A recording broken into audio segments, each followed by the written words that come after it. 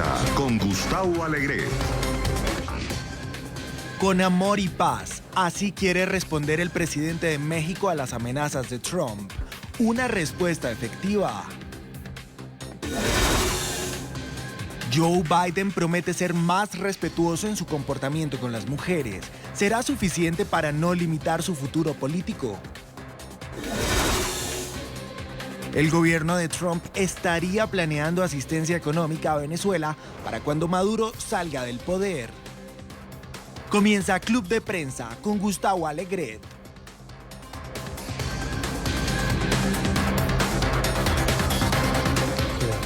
Tiempo para el debate, para el análisis con las voces de quienes ya nos acompañan en este estudio aquí en Washington, en el que vamos a comentar en este tiempo esas noticias que han visto y otras de la actualidad.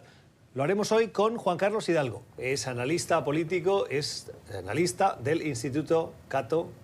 Juan Carlos, ¿cómo estás? Buenos días. Buenos días. Gracias por estar con nosotros. Con María Peña, periodista independiente, larga experiencia en la capital estadounidense. María, ¿cómo estás? Muy buenos días, gracias. Bien. Gracias por estar con nosotros. Y con José López Zamorano, es periodista mexicano, también con larga experiencia en la capital.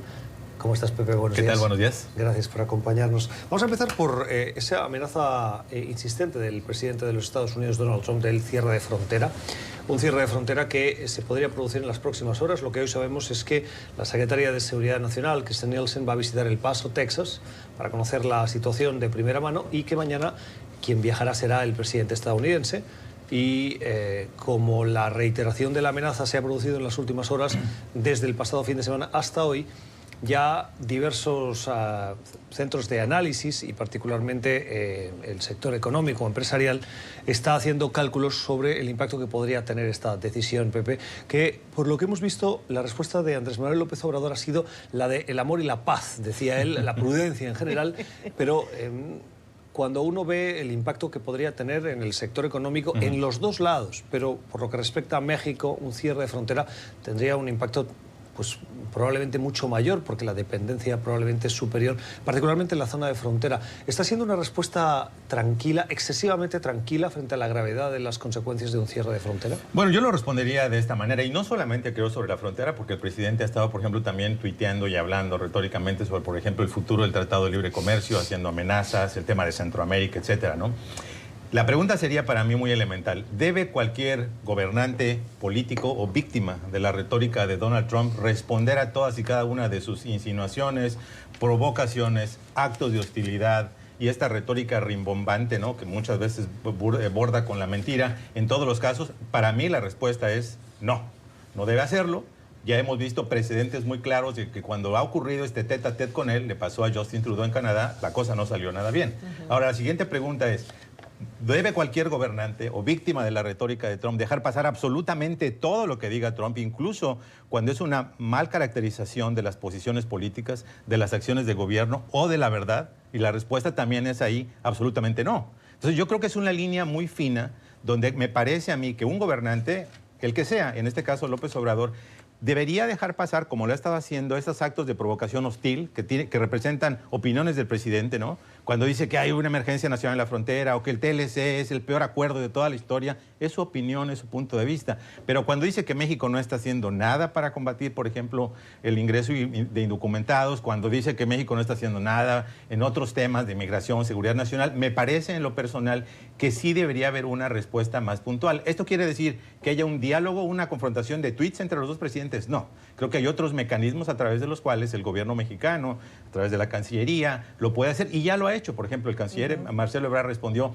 que México no va a actuar bajo presión cuando le dice haz más en la frontera o cierro la frontera por completo o algunos segmentos de la frontera, ¿no? Entonces me parece que esa línea es muy, muy especial. La están caminando con una materia muy fina, pero fundamentalmente me parece que debe ser la correcta, porque el presidente Donald Trump muchas veces cambia de opinión en el lapso de un siguiente tuit. Primero había dicho que México no estaba haciendo nada, que iba a recortar la ayuda a Centroamérica, y de hecho lo hizo ya el Departamento de Estado, y en el siguiente tuit dijo que México estaba haciendo más en las últimas décadas. Entonces, ¿cuál es verdad? Es decir, el gobierno mexicano no ha cambiado su política en las últimas horas. Esa es una política consistente que se llama la política de la frontera sur, que tiene que ver justamente con garantizar la integridad territorial y dar una inmigración legal, ordenada, etcétera, pero tampoco va a ser el policía migratorio del presidente Donald Trump. Entonces, en ese sentido, me parece que sí está jugando esa línea fina. Yo probablemente lo haría de una manera mucho más puntual, más directa, pero no entrar en una confrontación directa con Trump. Pero la verdad de las cosas también, Pepe, sabes muy bien que México sí le ha hecho el trabajo sucio a Estados Unidos al frenar o al tratar de controlar más su frontera sur con Centroamérica. México ha recibido dinero para el programa de la frontera sur, el proyecto del programa de la frontera sur, para tratar de frenar la emigración ilegal desde Centroamérica. También han hecho medidas de represión contra los inmigrantes. Es cierto que también les han ofrecido visas humanitarias a algunos. ¿Cuáles medidas de represión? Por ejemplo, que los detienen, los deportan, los encarcelan. No. Pero hacer cumplir tus leyes migratorias y garantizar la integridad de tu frontera, que hubo una ocasión en la que se brincaron las rejas allá en el Hueta, eso no es reprimir, eso es controlar las leyes migratorias. Bueno, pero lo están haciendo con fondos proveídos por Estados Unidos. Hay acuerdos, incluso el Washington Post hace un par de años sacó un reportaje exclusivo de la colaboración que incrementó con México y el Departamento de Seguridad Nacional, al punto de que había muchos agentes recabando datos de los detenidos en México, de los inmigrantes detenidos, etcétera. O sea, lo que quiero decir es que México sí podría responder con hechos a todo lo que ha hecho en colaboración con Estados Unidos para frenar el paso de los centroamericanos. Yo creo que estamos hablando de dos cosas diferentes. Lo que Estados Unidos quisiera, y esas son las cosas que ha planteado incluso en negociaciones, es que México frenara por completo el ingreso de cualquier persona que venga de Centroamérica. Y lo que México ha dicho es, vamos a tener una respuesta humanitaria. Si hay una persona que quiere entrar porque está pidiendo asilo y lo quiere pedir en México o quiere pasar a Estados Unidos, vamos a ver quién es esa persona. Pero ya lo han hecho. Por eso lo está haciendo. Pero no te estoy contradiciendo. Lo que estoy diciendo es que México lo que tendría que hacer es un documentar, un desglosado de cuánta gente ha pasado por su territorio, a cuánto se les ha dado visa. Sí, pero no vemos esa respuesta. Bueno, no las conoces tú, pero amor y paz, por allí. Dios. No. O sea, no. No, pero es que yo digo justamente, entiendo el razonamiento de María, pero creo que estamos hablando de dos cosas distintas. Es decir, México no está haciendo exactamente todo lo que Estados Unidos quisiera. Estados Unidos quisiera que los migrantes llegaran a México, que los procesaran en México y que esperaran en México hasta X tiempo. Está haciendo una parte de una versión que está en Tijuana. Entonces yo creo que el gobierno mexicano en términos de política está haciendo una cosa humanitaria, ¿no? Pero ¿por qué en lo que estamos de acuerdo y yo no estamos es que probablemente la respuesta del gobierno mexicano debería ser más puntual en el sentido de que el presidente no está caracterizando correctamente lo que ya está haciendo México. Un columnista lo decía de esta manera: lo malo es que México ya se subordinó y Trump no lo entendió. Exacto. Bueno, suscribieron a que ese acuerdo, ese famoso acuerdo de que los solicitantes de asilo tienen que esperar del lado mexicano la resolución de sus casos. Es algo inédito. Juan Carlos. A mí me llama la atención que cuando López Obrador fue electo, lo que muchos temíamos, y me incluyo, es que los dos populistas se iban a autoalimentar, antagonizándose los unos con los otros. O sea, Trump iba a tener un presidente en México que es hostil a Estados Unidos y hostil a Trump, y esto le iba a servir a Trump para sus intereses.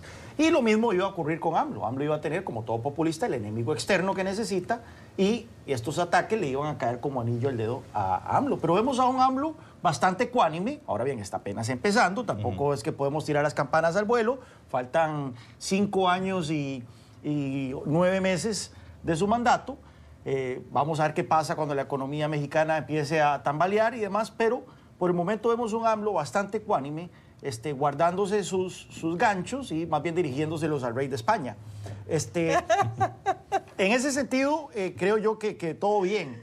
Las consecuencias de un cierre de la frontera serían ominosas, no solo para México, sino para Estados Unidos. Estamos hablando de que por esa frontera cruzan 1.000 millones, más de 1.000 millones diarios en bienes entre los dos países. Líneas de producción que van desde la frontera con Canadá y hasta Canadá, hasta el Bajío mexicano, se verían afectadas por un cierre de esta naturaleza. Así que no creo que Trump incurra en tal cosa, puesto que sería dispararse en el pie, sería básicamente castigar a amplios sectores de la economía estadounidense en momentos en que él ya está en ánimo de campaña y que cualquier afectación a la economía, adicional a lo que ya ha hecho con la guerra comercial con China, lo vendría a afectar dentro de sus perspectivas de reelección. Y Juan Carlos, lo que pasa es que lo está haciendo también como pieza de negociación. Se han empezado a filtrar informaciones de que él en realidad no es que quiera cerrar la frontera, sino que quiere utilizar esa amenaza como una pieza de negociación para obligar, para presionar al gobierno de México a que haga más, a que tome más medidas contundentes contra la inmigración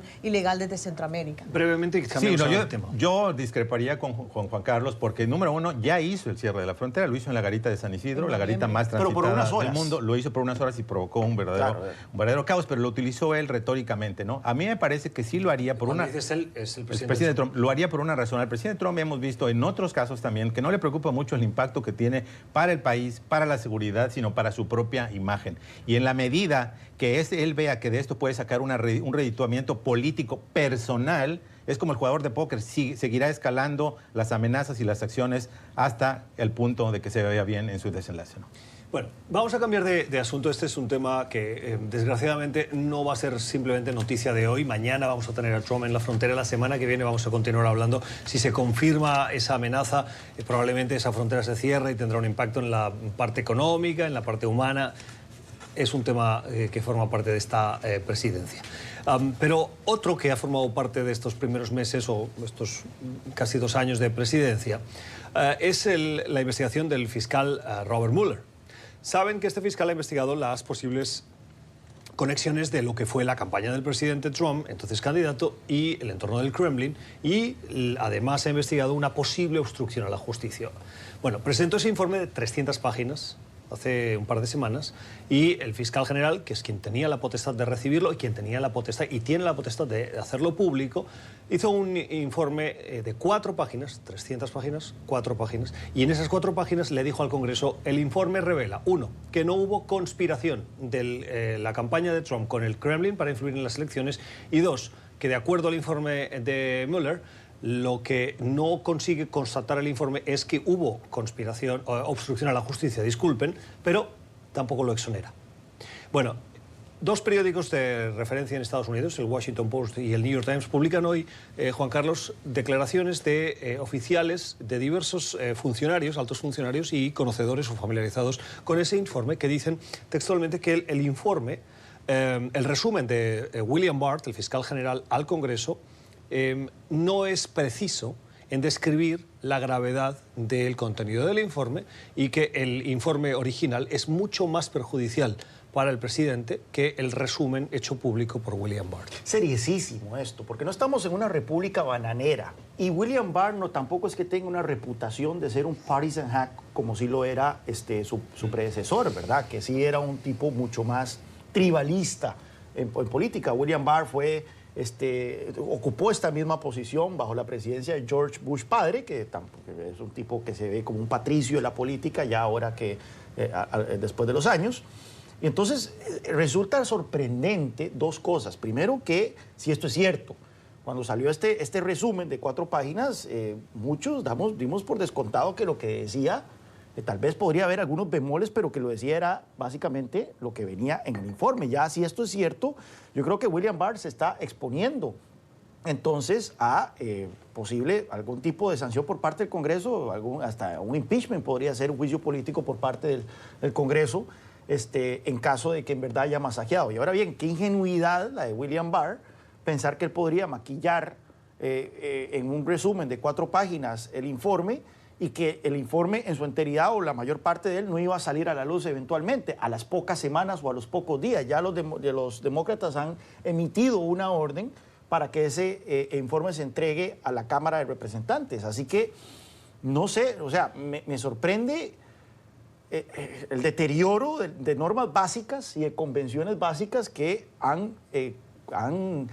han hecho la política estadounidense algo distinto a lo que nosotros somos en América Latina. A mí no me sorprende, lamentablemente, porque si recordamos, una de las grandes críticas que se le ha hecho a William Barr es que precisamente mucho antes de que Trump lo nominara al puesto, él ya había emitido un documento, un memorándum, argumentando de que era imposible que el presidente de Estados Unidos pudiese hacer obstrucción de justicia. Y todo el mundo, los demócratas en particular, lo interpretó eso como, está presentándose al cargo para reemplazar a Sessions. Entonces, ahora resulta que efectivamente va y dice, no, aquí no hay nada que ver, sigan adelante, ustedes créanme que yo aquí les estoy diciendo que aquí no hay nada. Ahora, y claro, precisamente una de las cosas que dijo públicamente el fiscal especial es que no lo estaba exonerando de obstrucción de justicia. Entonces, claro, obviamente, si queremos transparencia, si queremos rendición de cuentas, sea quien sea el que esté en la Casa Blanca, ese informe, por lo menos para el Congreso, tiene que salir íntegro, sin ninguna redacción, sin tachones de ningún tipo. Por lo menos el Congreso tiene que ver con sus propios ojos qué es lo que hay, cuál fue la evidencia, las pruebas que el fiscal especial examinó en esta investigación de 2 años, para luego ya dejar enterrado para siempre este asunto. Si no, va a continuar la duda y yo estoy segura, puedo apostar hoy, que los dos partidos lo van a politizar y lo van a convertir en anuncios de campaña para las presidenciales del próximo año. Bueno, si esto es verdad, y ahorita son reportes periodísticos, me parece que agrava todavía más la complicada situación y el comportamiento del fiscal Robert Mueller. Es decir, el hecho de que no haya llegado él a una conclusión después de 2 años de investigación, después de más de 500 citatorios judiciales, después de decenas de testigos, que no haya llegado a una conclusión sobre la acusación específica de obstrucción de la justicia y simplemente haya señalado que hay elementos en un sentido y en el otro. Y si esto ocurrió efectivamente, si Barr efectivamente minimizó algunos de los aspectos más graves del reporte y el fiscal Mueller no haya salido él personalmente y públicamente a decir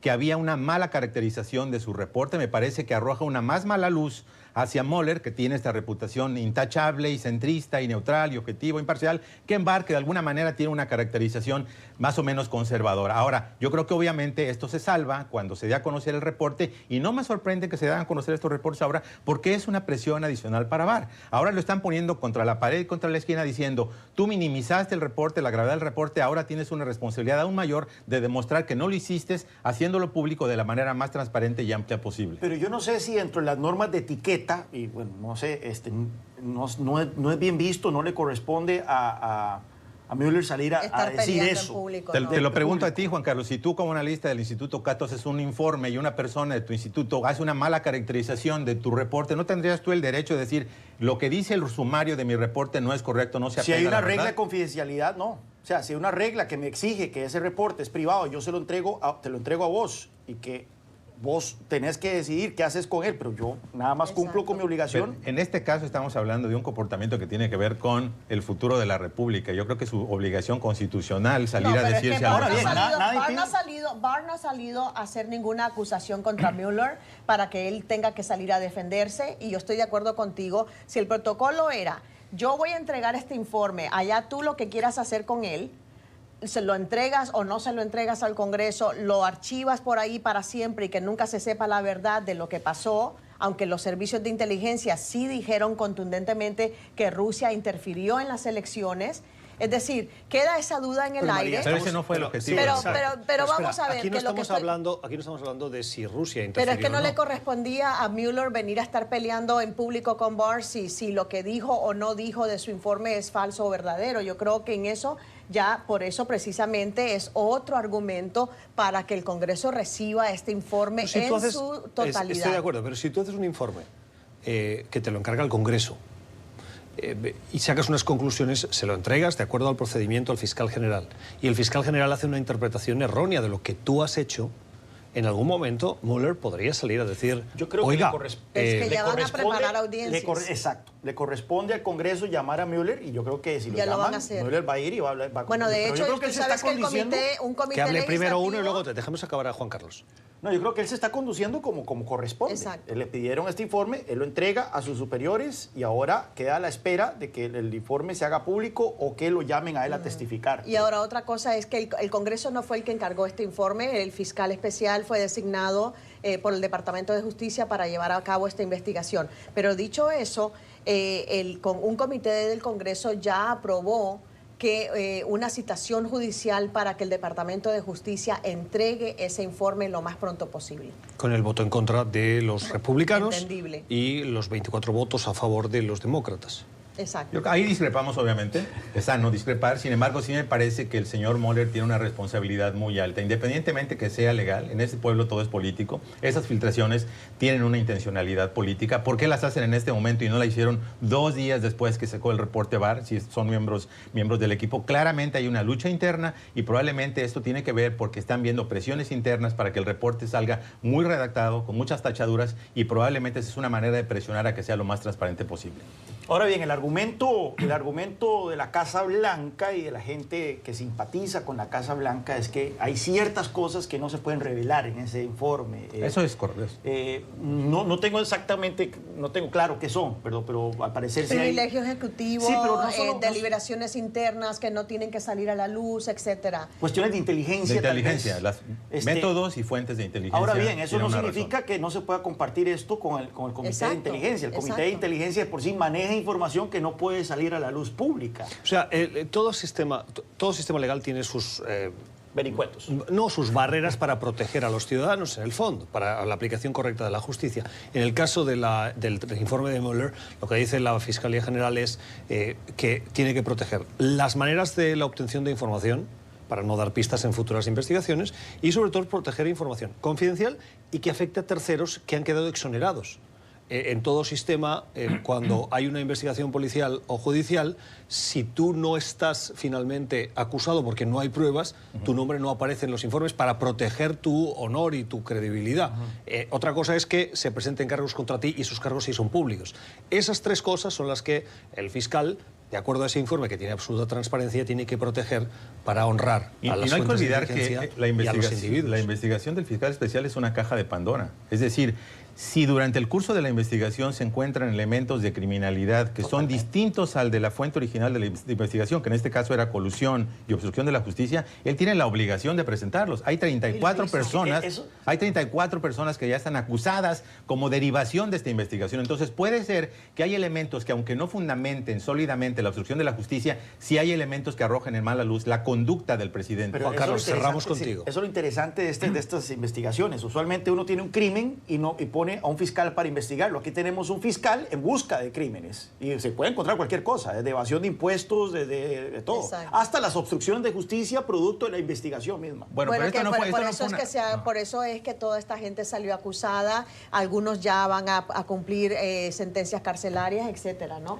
Brevemente. Sí, muy breve. No, yo creo que aquí no fueron a buscar un crimen. Había suficientes elementos cuando se habló de esta conversación que hubo de miembros del equipo de Trump con personeros rusos, cuando se habló de la divulgación de información anticipadamente por parte de Wikileaks sobre la campaña demócrata. Es decir, no fue un fishing expedition, no fue una expedición de pesca. Había elementos que sustentaron la existencia de una investigación especial. Sí. Bueno, la Casa Blanca lo argumentó como cacería de brujas, pero... El encendido debate en nuestro club de prensa de hoy sobre cuestiones de la actualidad. Mesa de trabajo en este club de prensa de hoy jueves con Juan Carlos Hidalgo, con María Peña y con Pepe López Zamorano. El día en el que aún estamos analizando la respuesta del ex vicepresidente de Estados Unidos, Joe Biden, a las acusaciones de algunas mujeres, creo que van 3, que han dicho que en interacciones con él tuvo comportamientos excesivamente afectivos. No cruzaron líneas de acoso sexual, pero sí crearon incomodidad. Y en el tiempo en el que vivimos, de absoluta intolerancia a ese tipo de comportamientos, especialmente del hombre con la mujer, eso ha creado todo un vendaval que le ha obligado, en plena precampaña política en Estados Unidos, a dar explicaciones. Y Biden, en las últimas horas, ha difundido un vídeo que no sé en qué piensan sus asesores, pero incluso la calidad del audio es bien mala. No sé, es que intentan parecer más próximos con ese tipo de mensajes, pero el audio es malo. Lo que dice el mensaje, que es lo sustancial, es que a partir de ahora él se compromete a ser más consciente, a respetar el espacio personal de la gente, el espacio no tocar tanto, no abrazar tanto, y a pesar de que él siempre ha defendido en la política tradicional esa conexión personal, conexión humana, dice él, de los políticos con los votantes. Juan Carlos. Listo, pasemos la página. O sea, yo sinceramente veo que la prensa estadounidense está haciendo una tormenta en un vaso de agua. Que esto era algo que se veía venir, que es algo que se comentaba porque no era chismes de voz baja, ¿verdad? De que Biden tenía este tipo de acercamientos inapropiados o no inapropiados. Creepy es la palabra, no sé cuál es la palabra en español para describir creepy. Escalofriantes. Escalofriantes, pero estaban ahí al frente de todo el mundo, eran en juramentaciones públicas, en actos de campaña públicos. O sea, no era nada que, mirá, es que oí que Biden hizo esto en un baño allá atrás, en un evento. No, todo esto estaba al puro ojo de la opinión pública. Que claramente era inapropiado. Era inapropiado, o sea, yo me sentía incómodo viendo esas imágenes, que era malintencionado. No creo que haya sido malintencionado, le doy el beneficio de la duda a Biden, que eso significa que puede seguir haciéndolo. No, y él ha dicho, efectivamente, sí, estoy al tanto que los tiempos han cambiado, vengo de una era distinta, y recordemos que Biden tiene una carrera de 40 años en la política, es de una época de Bobby Kennedy en la política, y bueno, ahora él ha dicho, de ahora en adelante me comprometo a dejar este tipo de actitudes, dejar este tipo de acercamientos que violan el espacio personal de las mujeres, y seguimos. Por mí, le tomo su palabra y hablemos de otras cosas. Exactamente. Yo solo quiero hacer dos observaciones, 2 puntos. Una, que estoy de acuerdo contigo, yo le doy el beneficio de la duda. Yo he estado en numerosos eventos privados con el ex vicepresidente cuando estaba acá en Washington. He visto efectivamente que es una persona súper afectuosa, es del tipo que va, hola, ¿qué tal, María? ¿Cómo estás? Y te toca así, una palmadita de afecto, o sea, no hay ninguna mala intención. Obviamente en un espacio público, no fue una habitación de hotel. Por eso le doy el beneficio de la duda, no tuvo esa intención de acoso. Y segundo, que yo cuestiono la motivación de estas mujeres de salir ahora, mucho después del auge del movimiento Me Too, a salir con estas declaraciones que además las matizan diciendo, oh, no, pero no fue acoso sexual tampoco, simplemente fue que me sentí incómoda. En el caso de una de ellas, cuestiono su honestidad y su motivación, primero porque apoyó a Bernie Sanders en la contienda del 2016 y segundo porque ahora tengo entendido que está apoyando a Beto O'Rourke. No sé si es una intención de descarrilar una carrera que ni siquiera ha comenzado, no lo sé, pero yo tengo mis dudas. Sí, la reacción inicial mía fue similar a la de María. De hecho, ella y yo lo comentamos. ¿Y por qué no la mía? Si es la misma también. Telefónicamente. Nunca me da la razón, ¿eh? No, te voy a explicar en qué aspecto. En el aspecto de que parecía que era políticamente motivada, que fue algo que tú no comentaste. La percepción de que esta señora, que además hispana, Lucy Flores, es una candidata política, me parece que en Nevada. Sí, de Nevada. Dijimos, suena medio raro, Bernie Sanders, Beto O'Rourke, ¿por qué en este momento precisamente que O'Rourke está lanzando su campaña? Pero cuando vi una secuencia de escenas donde efectivamente Joe Biden está en eventos públicos y se acerca incluso por detrás a la esposa de un senador, le pone las manos y se le acerca muy cerca al oído, dije, creo que sí es inapropiado. Evidentemente hay percepciones del espacio personal que difieren por cultura. Los anglos son mucho más distantes. El espacio personal en Estados Unidos de los anglos es mucho más amplio que el de los latinos. Los latinos, o no sé, los mexicanos somos súper afectivos. En mi casa beso, apapacho. Los políticos parecen gays en México porque se dan sus abrazotes, etcétera. Es una situación de espacio personal muy diferente, pero Joe Biden vive en Estados Unidos, ha vivido en la política, está frente a las cámaras. Creo que sí debió haber sido más consciente del posible efecto que pudo haber tenido su comportamiento. Qué bueno que lo haya reconocido. Yo también no creo que ha sido un tipo de acoso. Su manera de ser, probablemente la percepción fue inapropiada por unas mujeres. Como dice Juan Carlos, vuelta de página. Cambiamos de asunto. En 1962, hoy Argelia conseguía su independencia de Francia y comenzaba el desarrollo como país independiente. Desde entonces hemos visto cómo el país ha ido creciendo y en los últimos años quien ha estado al frente de esa nación, que está al norte de África, tocando al Mediterráneo, es Abdelaziz Bouteflika. En las últimas 2 meses, ha habido protestas en las calles, porque Bouteflika quería volver a presentarse, creo que por quinta vez, a unas elecciones para optar al cargo. Tiene más de 80 años. Algunos cuestionan incluso sus capacidades mentales y físicas, por razón de edad, para estar al frente del país, pero él seguía empecinado. Las protestas en las calles no le hicieron cambiar de opinión, hasta que en las últimas 48 horas el ejército, la cúpula militar del país, ha dicho que no le dan el apoyo. Y Bouteflika ha anunciado que va a tomar la decisión de no volver a presentarse y presentar su renuncia al final de este mandato, cuando se van a producir elecciones próximamente. ¿Qué lecciones podemos sacar de lo que está pasando en Argelia? Sobre todo teniendo en cuenta cómo al principio de la presidencia de Barack Obama se impulsó lo que se conoció como la primavera árabe, cuyos resultados ofrecen unas luces y sombras, y algunos ven más sombras que luces de ese intento de renacer democrático de los países de mayoría musulmana. Es interesante porque esa primavera árabe no tuvo mayor eco en Argelia en ese momento, ni tuvo eco en otros países, no tuvo eco en Jordania, no tuvo eco en Marruecos, que son también países árabes donde existen autocracias de algún tipo de estilo, algunos un poco más liberales que los otros. Yo sinceramente no sigo mucho la política del Medio Oriente, pero habría que preguntarse qué tan sofisticada es la sociedad argelina. Parece que es una sociedad bastante más sofisticada que, por ejemplo, Libia o incluso Egipto, lo cual da paso para pensar entonces que puede haber una transición ordenada a un sistema más abierto, más democrático. Cuando dices sofisticada, ¿es un eufemismo? Más occidentalizada, con gente con una visión menos fundamentalista, donde más moderada en sus actitudes con el Islam, por ejemplo, hacia las minorías, hacia las mujeres.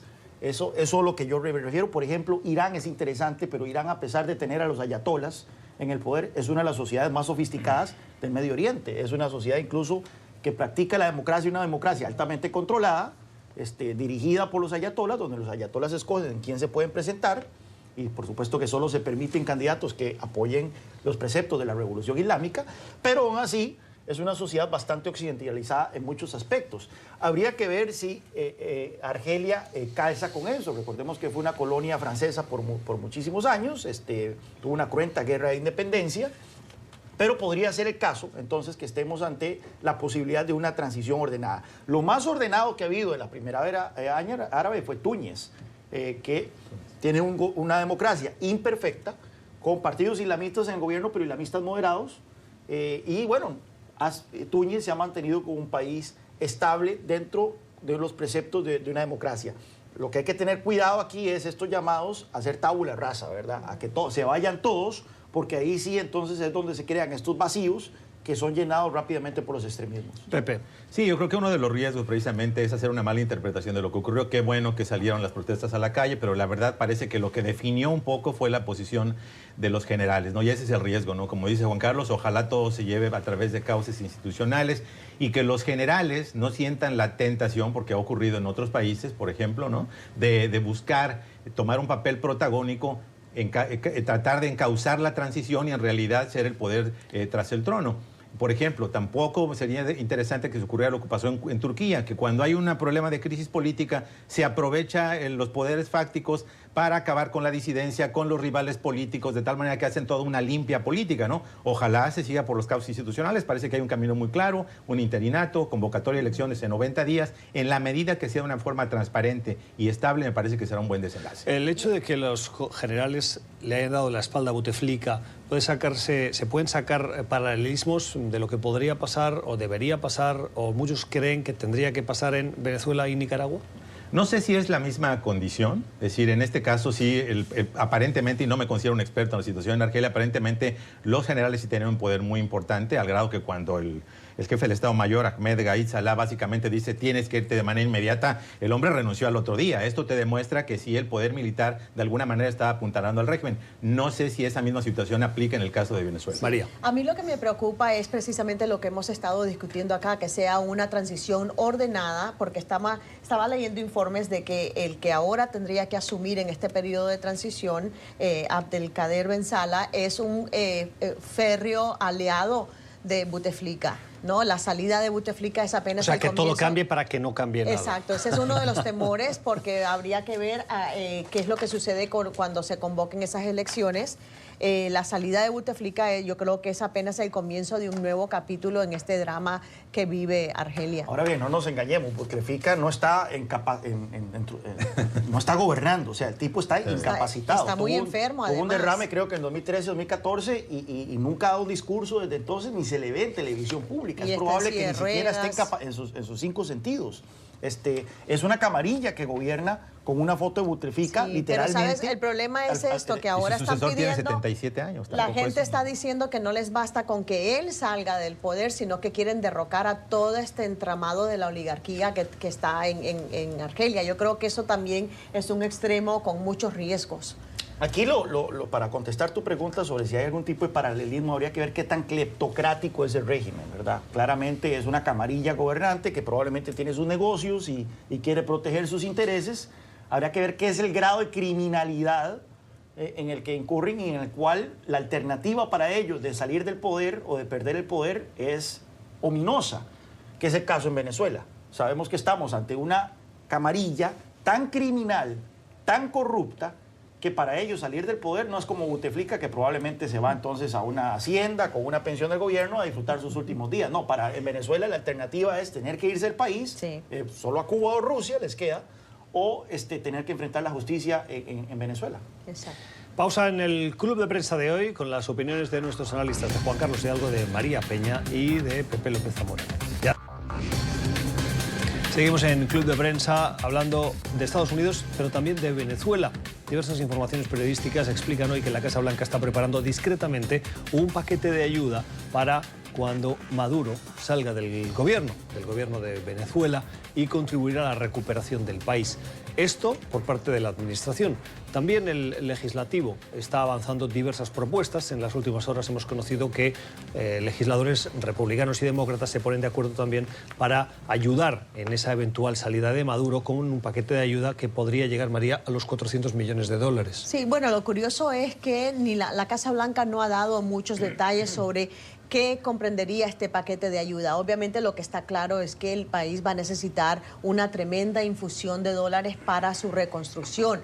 Obviamente no van a querer a alguien que siga el modelo de Maduro, querrán un nuevo modelo económico en Venezuela, y para eso la Casa Blanca ha hecho acercamientos con el Fondo Monetario Internacional también. Pero claro, la primera pregunta para mí esencial es, bueno, primero tenemos que ocuparnos de que salga del poder Maduro. O sea, están haciendo todos estos planes repartiendo la vaca antes de matarla, ¿no? Entonces yo creo que tendrían que primero contestar la pregunta de cómo se va a efectuar esta salida de Maduro sin que haya derramamiento de sangre, que sea de forma pacífica, y sea quien sea, ya sea Guaidó o quien sea, que haya una transición pacífica, porque eso sí puede ayudar a continuar o que no haya una mayor inestabilidad en el país. Eso para comenzar. Yo viví en Miami 2 años y esto me recuerda, ¿no?, todo lo que es el debate en la ciudad, donde la Universidad de Miami sacaba un informe de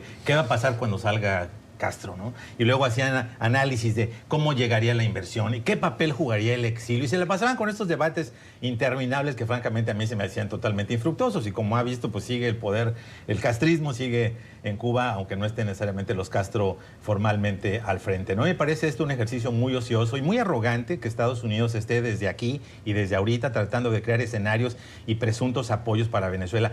Se me hace imposible creer que el mismo presidente que está separando niños en la frontera, que los tiene a la intemperie, que los tiene sin albergues, sin la comida apropiada ni la atención médica, el mismo gobierno que está pidiendo la eliminación de Obamacare y la ley del sistema de cuidados de salud que ha permitido que tengan acceso a las medicinas 20 millones de estadounidenses, ahora esté profundamente preocupado por la situación humanitaria en el hermano país de Venezuela. Esto es política electoral.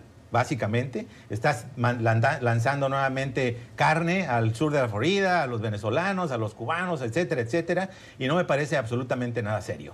Bueno, a mí sí me preocupa Venezuela. A todos nos preocupa. Creo que Sin fines electorales, por supuesto. No, yo no tengo ningún fin electoral aquí.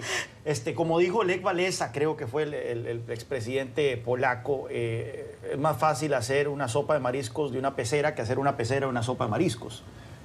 La reconstrucción de Venezuela va a ser tremendamente compleja después del desastre que ha dejado el chavismo. Se van a tener que tomar medidas drásticas, radicales. A mí una de las cosas que me preocupa de ese escenario es que es ilusorio pensar que caído el chavismo, caído Maduro, se van a poder convocar elecciones en 30 días. No. Tenemos que eliminarnos esa idea. O sea, la reconstrucción de las instituciones, del registro electoral y todo eso va a tomar meses, incluso yo pienso que hasta un año, para poder tener un proceso electoral íntegro, transparente, con todas las garantías del caso. Y en ese lapso se van a tener que tomar medidas económicas sin ningún tipo de mandato popular o electoral. Y eso es uno de los escenarios que no se comentan mucho, pero a mí me preocupan. ¿Qué tipo de medidas se van a tomar? Bueno, vos mencionabas que el giro va a ser drástico de las políticas actuales a políticas contrarias. Se va a tener que permitir, por ejemplo, la inversión extranjera en el sector petrolero, que es algo que, bueno, México lo que es. Para allá iba, hay que ser congruentes. El presidente Donald Trump llega y busca recortar la ayuda al exterior en 30%, independientemente de todos los países. Busca recortar la ayuda a Centroamérica. Ya notificó que desvían 450 millones de dólares que iban a recibir. Si no le está preocupando afectar y empeorar las condiciones, por ejemplo, de marginación, pobreza, desarrollo en países como Centroamérica, y quiere ahora destinar dinero para Venezuela, quiere decir que o le interesa la elección o le interesa el petróleo de Venezuela. Pero no me parece verdaderamente serio que cuando está ignorando casos extremos, reales, de este momento, de hoy, no de mañana, la situación de los niños en la frontera, la situación de las personas en Centroamérica, ahora estén pensando en grandes planes y ambiciosos para reconstruir Venezuela. Sin demeritar la crisis en la frontera y la situación que viven los hermanos del Triángulo Norte, yo jamás compararía esa situación con lo que está viviendo Venezuela. O sea, la crisis de Venezuela es algo que no hemos atestiguado en Occidente desde que estamos en este planeta. Es algo de otro mundo. Lo otro es, yo no estoy convencido de, más allá de la ayuda humanitaria, no estoy convencido de las bondades de inyecciones de dinero de Estados Unidos para reactivar la economía venezolana. ¿Por qué no estoy convencido? Porque creo que eso le restaría urgencia. Al final de cuentas, estas son decisiones que van a tener que tomar los venezolanos. Nosotros en el Cato Institute hemos publicado investigaciones académicas que demuestran que las transiciones económicas que se hacen de manera más drástica, más, entre comillas, violenta, terminan siendo las más exitosas. Y un ejemplo claro es precisamente mencionar el caso de Polonia y Ucrania, tras la caída del comunismo. Polonia fue un país que implementó medidas, reformas estructurales mucho más agresivas que Ucrania, y ahora podemos ver una brecha que se ha abierto en los estándares de vida entre ambos países muy significativa. El punto es que si Estados Unidos, ya sea directamente o a través de organismos multilaterales, empieza a inyectar dinero a la economía venezolana, eso probablemente le va a restar urgencia a la clase política venezolana que va a estar en el poder de realizar esas reformas agresivas que necesita. Una breve nada más. Yo no quiero minimizar la situación de la gravedad de la situación en Venezuela, y en este programa lo hemos comentado extensamente, pero cuando comparas, por ejemplo, cuando dices que es la situación más grave, si lo comparas con el genocidio en Ruanda, la limpieza étnica en los Balcanes, el Khmer Rouge en Camboya, o sea, tenemos que ver, pero tenemos que verlo en perspectiva. Y hay con la invasión de los españoles. Eso ya es una broma. Es que estamos hablando de hoy, en el 2019, no vamos a empezar a hablar de genocidio del Polo Norte y de ¿La invasión de los españoles se refiere a la conquista de hace 500 años? Sí, claro, porque eso también está... Pero para empezar, ¿qué dices de la...? Eso está sobre el debate, ¿no? A ver, la semana pasada estábamos hablando de eso. Yo le pido argumentos a la altura de sus capacidades. No, pero es que... Oiga. Estamos hablando... O sea, no tiene nada que ver lo de Ruanda con lo de la conquista de Pero no, estamos hablando que para empezar no era España eso aún. Estamos hablando, sí o no, de la situación de Venezuela del 2019. Yo no soy el que estoy mencionando Ruanda. Yo no soy el que estoy mencionando otros escenarios del pasado. El punto de Pepe es precisamente de que hay que ser consecuente, que hay que ser congruente. Si te interesa la crisis de los venezolanos que están viviendo apagones, hambruna, etcétera, pues también de igual manera te tiene que importar los niños que tienes debajo de un puente esperando que sean procesados para sus sus peticiones de asilo o la situación que los haya traído a Estados Unidos. Tengo que ir a la pausa, pero les quiero pedir dos comentarios o un comentario breve. John Bolton hace unas horas en su cuenta de Twitter diciendo: las condiciones humanitarias y la crisis económica en Venezuela no mejorarán completamente hasta que Maduro acepte la oferta de amnistía de Juan Guaidó y se aparte. Esto, por un lado. Y por el otro, un editorial del New York Times que dice: a medida que la crisis venezolana aumenta o se profundiza, las opciones se reducen. Y en una suerte de conclusión dice: en realidad, después de explicar toda la crisis y la situación, dice: en realidad, el presidente Trump no tiene más opciones que esperar, porque no puede hacer nada más. Yo creo que Estados Unidos debe... No, perdón. No, yo creo que Estados Unidos debe de entender que entre más hable de la situación en Venezuela, más complica las cosas, ¿no? Sí.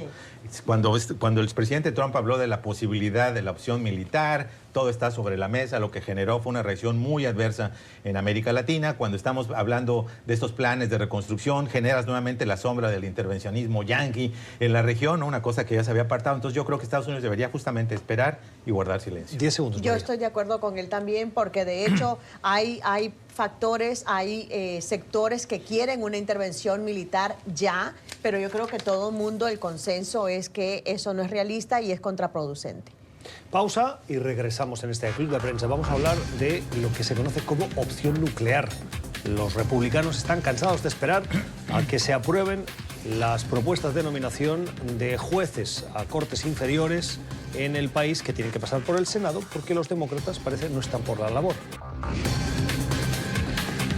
Cuando un juez en Estados Unidos se retira, es sustituido, y ese nombramiento, cuando se trata de jueces federales, tiene que pasar su aprobación por el Congreso y particularmente por el Senado. Y son necesarios una serie de votos que normalmente implican la anuencia de demócratas y republicanos, de los dos partidos. Este fair play, en el que unos y otros, a propuesta de la Casa Blanca, se dan apoyo en algún momento para que se avancen esas nominaciones, parece que está roto desde hace meses. Y los republicanos empiezan a estar cansados de no contar con el apoyo de los demócratas para llegar a ese umbral de votos necesarios y poder completar los nombramientos. Y es que los demócratas ven cómo de una manera sistemática los republicanos están llenando posiciones de jueces vitalicios conservadores que creen a la larga van a influir de una manera determinante en los procesos judiciales en Estados Unidos. Por eso, el líder del Senado, el republicano Mitch McConnell, ha dicho que la opción nuclear empieza a estar sobre la mesa para avanzar con esas nominaciones. Juan Carlos, la opción nuclear que rompe una tradición de fair play en el... Bueno, esto viene de una resbaladera, esto no es de hoy. Esta opción nuclear viene siendo minada. Alguna gente la ve como con malos ojos, cree que el Senado debería operar bajo las mismas reglas que la Cámara de Representantes, es decir, con mayorías simples. Pero eso es precisamente una de las convenciones que hace el Senado diferente. El Senado, cuando fue diseñado por los padres fundadores de Estados Unidos, se pensaba como un congelador, si se puede decir, o como una cámara fría de la legislación, mientras que la Cámara de Representantes, que es electa cada 2 años, está más cercana al pulso del pueblo. Se pensaba del Senado como, no se dijo así, pero se pensaba como una cámara de patricios, electos cada 6 años, ni siquiera por voto popular al inicio, recordemos, y que iban a enfriar las pasiones legislativas. Pues bueno, esta convención establece que efectivamente establece que para aprobar legislación se requieren 60 votos, por lo menos para someter a votación un proyecto se requieren esos 60 votos, y que las nominaciones tanto de miembros del gabinete como judiciales requieren esos 60 votos para poder proceder. Ahora bien, se ha venido minando eso desde los años, yo creo que desde los años 2000. Recordemos, y siempre menciono en este programa, que Antonin Scalia, el magistrado más conservador que ha visto la Corte Suprema de Justicia en muchos años, fue aprobado 98-0 en los años 80. ¿Qué tiempos aquellos? Y desde entonces hemos visto una resbaladera en que el hiperpartidismo ha hecho que estas instituciones empiecen a perder. 20 segundos cada uno. Y el Partido Republicano se presta a críticas de pura hipocresía, porque el mismo McConnell fue el que bloqueó siquiera un debate, ya ni decir voto, del nominado al Supremo de Barack Obama, Merrick Garland. Entonces, que ahora vengan a quejarse ellos de que los demócratas están obstruyendo la nominación de jueces, lo que quieren instituir, francamente, es una vía rápida hacia la nominación de jueces conservadores, y todos sabemos que eso tiene un contexto amplio de la guerra cultural que hay en el país. Bueno, como tengo poco tiempo, solo voy a decir, creo que es un arma de dos filos, se les puede revertir en la próxima elección y me parece que es un signo de debilidad. Están probablemente anticipando que van a sufrir un descalabro electoral en 2020 y por lo tanto quieren colocar estos 130 jueces antes de que ocurra ese terrible desenlace para ellos. Sí, porque si lo aprueban ahora con esta norma, cuando llegue otro partido en la próxima elección o en la siguiente, porque los ciclos políticos dan para nuevas mayorías, la ley les aplicará también a ellos. Lo dejamos aquí. Las opiniones hoy de Juan Carlos Hidalgo, de María Peña y de José López Zamorano. Gracias a ustedes por habernos escogido. Les deseamos una feliz jornada. Hasta mañana.